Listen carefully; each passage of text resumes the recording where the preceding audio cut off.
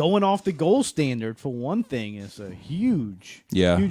Giving us the opportunity to just make up money is fiat currency is dangerous, and it's especially dangerous when people use it for the greater good, and long run, it's always short term gain with long term destruction, just outright disaster, and it's always a bubble when they do that kind of stuff.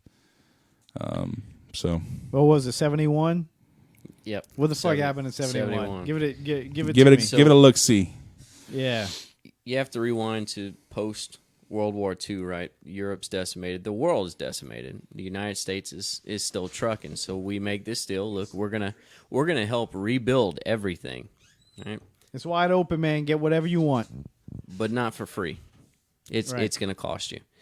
And we got to a point in 1971 where, okay, if we can get oil traded in dollars, create the petrodollar. If we can do that, we have nukes. We have the strongest military in the world. We can ensure. Well, it was up in the air at that time, right, between us and Russia. But if we can guarantee everyone safety, half of the countries we didn't want to have rebuild militaries, right, and the other half were allies. So it's part of the reason why we're all over the world. It's the entire reason. Yeah, and that's why we have these bases everywhere. And why they get to do what they do with their social safety nets and fiscal policies in their countries, because we are the active defense for these places. And that's changing now, but back then, I mean, that was the guarantee. Right. So we can now cut a blank check.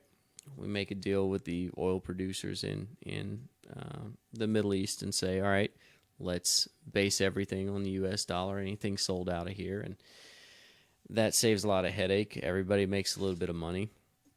And we get to basically run the world. And that did not work out so well for us at all, because there were so many things that happened at that point in time. And again, Sean and I kind of touched on it a few minutes ago, but Eric Weinstein, again, brilliant guy, he made this point that back in 1970s, all of the brilliant scientists that we had stopped actually doing science. They started working for corporations, developing products, and we started importing scientists to teach, right? Not as well trained, not actually focused on progressing science, not asking the hard questions. It was all the same run-of-the-mill, just product development. I mean, that's all it ended up being. There's a difference between, they call them experts, right? But then there's bureaus, and then there's the actual experts, right? And when you get like a government bureau over anything, whether it's science or whatever, when the government's involved, there's always a little iffiness going on. When the government's in charge of funding anything, then it becomes, well, who's sitting on the committee? Who's making the decisions on what gets funded, right? Then they get to choose the topics, and this is why you have countless ridiculous examples of things people are saying, like the mating habits of some strange gay tree frog somewhere that does not matter. Right. It serves no purpose. You are not helping humanity doing this, but it's fully funded. Mm-hmm.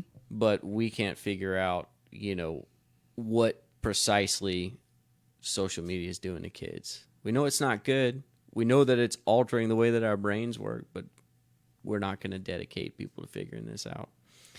I don't understand. Or cures. I mean, we fund a lot of research for, disease cures, but not nearly what we could. I think we put money in all the wrong places. We've got, there's just as much money combating the cures as there is searching for them. The way I would look at it,